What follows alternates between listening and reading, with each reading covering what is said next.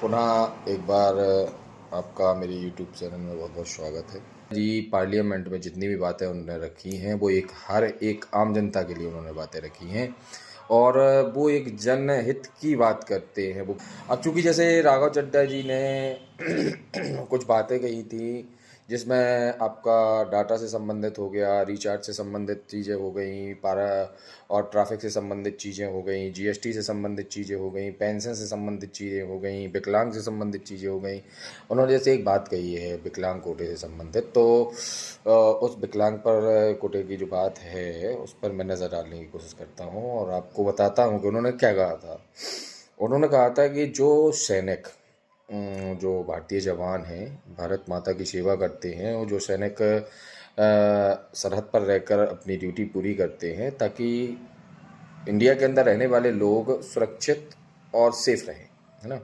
और किसी हमलावर या किसी लड़ाई में कोई सैनिक ऐसा होता है जो क्षतिग्रस्त हो जाता है, और वो क्षतिग्रस्त है उसका लेवल इस हद तक हो जाएगा, क्षतिग्रस्त होने का एक कॉमर्शियल लेवल होता है, कॉमन से लेवल हो जाता है, एक हार्ड लेवल हो जाता है। जैसे कोई व्यक्ति ऐसा क्षतिग्रस्त हो गया कि जिसका 40 से 50% है कि वो क्षतिग्रस्त हो गया, विकलांग हो गया, काम करने की स्थिति में नहीं है, तब उस स्थिति में क्या होता है कि वो सैनिक को उसे भारतीय सेना से निकाल दिया जाता है, उसे पेंशन कोटा में डाल दिया जाता है और उसको विकलांगता का भी एक अलग से भत्ता दिया जाता है कि वो इस विकलांग हुआ है क्योंकि ड्यूटी टाइम पे हुआ है ना। तो उसमें एक चीज़ बहुत पॉइंट की उन्होंने कही है कि वो दिया तो जाता है भत्ता पर उस पर कर लिया जाता है, जीएसटी जैसे बोलते हैं। तो क्या वो पेंशन या वो पैसा या वो जो पेंशन है वो जीएसटी कर के अंतर्गत आनी चाहिए।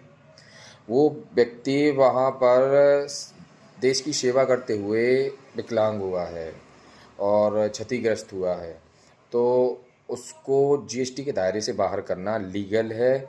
और इस बात की मैं भी सहमत हूँ इस बात से जो राघव चड्ढा जी ने बात रखी थी।